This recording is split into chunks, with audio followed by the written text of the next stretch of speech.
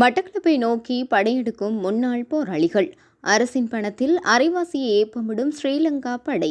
வெளியான அதிர்ச்சி தகவல். நாட்டை பாதுகாக்கும் வரையில் ரணிலுக்கு ஆதரவு. பசில் உறுதி. கனடாவில் அதிகரித்துள்ள வேலையற்றோர் எண்ணிக்கை. பிரித்தானிய தேர்தல் வெற்றியின் பின்னர் உமாகுமாரனின் உறுதிமொழி. சுவிட்சர்லாந்தில் அதிகரித்து வரும் புகலிட கோரிக்கையாளர்கள் கட்டுப்படுத்த புதிய திட்டம். இலங்கையிற்கு வரும் வெளிநாட்டு சுற்றுலா பயணிகளுக்கு வழங்கப்படவுள்ள புதிய சலுகை. கனடாவின் இன்றைய முக்கிய செய்திகள். இலங்கை செய்திகள். மட்டக்களப்பை நோக்கி முன்னாள் போராளிகள் படையெடுத்து வந்து கொண்டிருப்பதாக அம்மானின் படையணியின் தலைமை ஒருங்கிணைப்பாளர் ஜெயா சரவணன் தெரிவித்துள்ளார். முன்னாள் போராளிகள் மட்டக்களப்பிற்கு செல்வதாக கிடைக்கப்பெற்ற தகவலை அடுத்து முன்னாள் போராளிகளை அணிதிரட்டுகிறீர்களா என அவரிடம் தொடர்பு கொண்டு வினவிய போதே அவர் இவ்வாறு தெரிவித்துள்ளார். தலைவர் கருணாமணியின் பணிப்பின் பேரில் என்னால் கடந்த மாதம் அளவில் முன்னாள் போராளிகளை ஒன்று திரளுமாறு பகிரங்கமாக அழைப்பு விடுக்கப்பட்டிருந்தது. அதற்கிணங்க அனைத்து மாவட்டங்களிலும் இருந்து முன்னாள் விடுதலை போராளிகள் எங்களிடம் இணைந்து கொண்டிருக்கின்றார்கள். அதன் முதல் அங்கமாகவே முன்னாள் போராளிகளுக்கான ஒன்று கூடல் ஒன்று மட்டக்களப்பு கல்லடியில் அமைந்துள்ள தலைமை செயலகத்தில் இன்று நடைபெற இருப்பதாக கூறியிருந்தார்.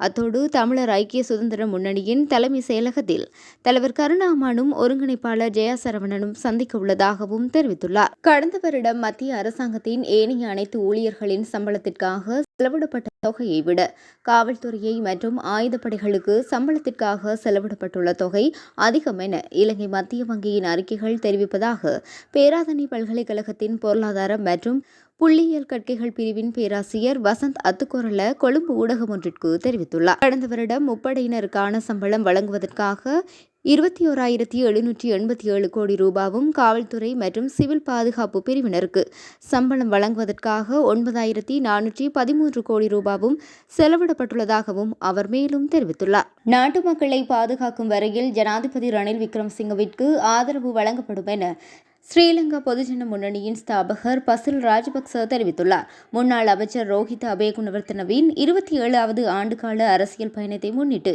நடைபெற்ற நிகழ்வில் பங்கேற்று அவர் இந்த விடயத்தை கூறியுள்ளார். ஸ்ரீலங்கா பொதுஜன முன்னணியின் தவிசாளர் கட்சியை விட்டு வெளியேறிய போதும் சந்தர்ப்ப சூழ்நிலைகளுக்கு ஏற்ப நாட்டை மீட்கக்கூடிய ஆற்றல் ரணிலுக்கு இருந்தது என அவர் குறிப்பிட்டுள்ளார். எனவே ரணில் விக்ரமசிங்கவிற்கு தொடர்ந்தும் ஆதரவளிக்கப்படும் என பசில் ராஜபக்ச தெரிவித்துள்ளார். சிங்கள ஊடகம் ஒன்றுக்கு செய்தி அளிக்கும் போதே அவர் இந்த விடயத்தை தெரிவித்துள்ளார். இந்த நிகழ்வில் முன்னாள் ஜனாதிபதிகளாக மஹிந்த ராஜபக்ச, கோட்டாபய ராஜபக்ச, நாடாளுமன்ற உறுப்பினர்களான நாமல் ராஜபக்ச மற்றும் தம்பிக்க பெரேரா ஆகியோரும் பங்கேற்றிருந்தனர் என்பது குறிப்பிடத்தக்கது. கனடாவில் வேலையற்றோர் எண்ணிக்கையில் அதிகரிப்பு பதிவாகியுள்ளதாக கனேடிய புள்ளிவிவரவியல் திணைக்களம் தகவல்கள் வெளியிட்டுள்ளது. இதன்படி கடந்த ஜூன் மாதம் 1,400 பேர் தொழில் வாய்ப்புகளை இழந்துள்ளதாக தெரிவிக்கப்படுகிறது. இந்த நிலையில் கடந்த 2 ஆண்டுகளில் பதிவான அதிகூடிய வேலையற்றோர் எண்ணிக்கை ஜூன் மாதத்தில் பதிவாகியுள்ளதோடு கடந்த மே மாதம் வேலையற்றோர் எண்ணிக்கை 6.2% ஜூன் மாதம் 6.4% பதிவாகியுள்ளதாக கூறப்படுகிறது. மேலும் இந்த ஆண்டு ஏப்ரல் மாதம் முதல் வேலையற்றோர் எண்ணிக்கை தொடர்ச்சியாக அதிகரிப்பினை பதிவு செய்து வருவதாக சுட்டிக்காட்டப்பட்டுள்ளது. கடந்த 2022ஆம் ஆண்டு ஜனவரி மாதம் வேலையற்றோர் எண்ணிக்கை 6.5% காணப்பட்டமை குறிப்பிடத்தக்கது. வரலாற்றில் முதன்முறையாக பிரித்தானிய நாடாளுமன்ற உறுப்பினராக ஈழத்தமிழ் உமாகுமாரன் சமூக நீதிக்காக குரல் கொடுப்பேன் என உறுதிமொழி அளித்துள்ளார். தேர்தல் வெற்றி தொடர்பில் உரையாற்றிய போது அவர் இந்த விடயத்தை குறிப்பிட்டுள்ளார். அவர் மேலும் கூறுகையில், தொழிற்கட்சியை தேர்வு செய்தமைக்கும் எனக்கு வாக்களித்தமைக்கும் நன்றி பாராட்டுகிறேன். நாடாளுமன்ற உறுப்பினராக சேவையாற்றுவதற்கு நீங்கள் எனக்கு அளித்த சந்தர்ப்பத்தை நான் ஒரு வரப்பிரசாதமாக கருதுகிறேன். இந்த தொகுதி தொழிற்கட்சியின் பிறந்த இடமாகும். ஐக்கியம் என்ற ஓர் துணைப்பொருளில் நாம் இன்று வெற்றியை அடைந்துள்ளோம். அதனை என்னால் பெருமிதமாக கூற முடியும். எனக்கு வழங்கப்பட்டுள்ள பொறுப்புகளை நான் பூரணமாக உணர்ந்து கொண்டுள்ளேன். உங்கள் சமூகத்தை பிரதிநிதித்துவம் செய்து மக்களுக்கு சேவையாற்றுவேன். அரசியல் எல்லோருக்கும் பொருத்தமானது அல்ல என அநேகமானவர்கள் அறிவுரை கூறினார்கள். எனினும் நான் அதனை பொய்ப்பித்து இங்கு நிற்கின்றேன் எனவும் தெரிவித்துள்ளார். சுவிட்சர்லாந்தில் அதிகரித்து வரும் புகலிட கோரிக்கையாளர்களை கட்டுப்படுத்துவதற்காக சுவிஸ் பெடரல் அரசு, மாகாணங்கள், சுவிஸ் நகரங்கள் மற்றும் நகராட்சிகள் இணைந்து புதிய புகலிட யுக்தியொன்றை உருவாக்கி வருவதாக அந்நாட்டு ஊடகங்கள் செய்தி வெளியிட்டுள்ளன.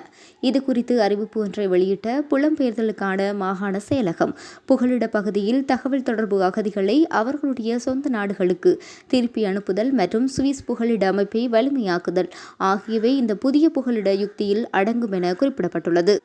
2019 ஆண்டு மார்ச் மாதம் 1ஆம் தேதி திருத்தப்பட்ட புகலிடச் சட்டம் நடைமுறைக்கு வந்ததிலிருந்து புகலிட அமைப்பின் மறுசீரமைப்பு அடிப்படையில் வெற்றிகரமானது என நிரூபிக்கப்பட்டுள்ளது. மேலும் சுவிட்சர்லாந்தில் அதிகரித்து வரும் புகலிட கோரிக்கையாளர்களை கட்டுப்படுத்துவதற்காக புகலிட யுக்தியை மதிப்பாய்வு செய்யவும் தேவைப்பட்டால் சரி செய்யவும் வேண்டியுள்ளது என அந்த அறிக்கையில் தெரிவிக்கப்பட்டுள்ளது. நாட்டிற்கு வரும் வெளிநாட்டு சுற்றுலா பயணிகளுக்கு சாரதி அனுமதி பத்திரத்தினை கட்டுநாயக்கா விமான நிலையத்தில் வழங்குவதற்கு ஏற்பாடுகள் செய்யப்பட்டுள்ளன. குறித்த விடயத்தை இலங்கை மோட்டார் போக்குவரத்து திணைக்களம் தெரிவித்துள்ளது. அந்த வகையில் நாட்டில் தங்கியிருக்கும் குறுகிய காலத்திற்காக இந்த சாரதி அனுமதி பத்திரங்கள் வழங்கப்படவுள்ளதாக கூறப்படுகிறது. இலங்கைக்கு வரும் சுற்றுலா பயணிகளை ஊக்குவிக்கும் வகையில் விமான நிலையத்திலேயே தற்காலிக சாரதி அனுமதி பத்திரம் வழங்க ஏற்பாடு செய்யப்பட்டுள்ளதாக தெரியவந்துள்ளது. வெளிநாட்டு சுற்றுலா பயணிகள் அனுமதி பத்திரங்களை பெறுவதற்கு இதுவரை வெரஹர வரை செல்ல வேண்டியிருந்தது. இது தொடர்பாக சுற்றுலாத்துறையில் ஈடுபட்டுள்ள தரப்பினரும் சுற்றுலா பயணிகளும் அவ்வப்போது விழிப்புணர்வு ஏற்படுத்தி இந்த நடவடிக்கையை மேற்கொண்டுள்ளனர். இதேவேளை இந்த நடைமுறை மூலம் அதிகளவான சுற்றுலா பயணிகளை கவர முடியும் என திணைக்களம் எதிர்பார்த்துள்ளது.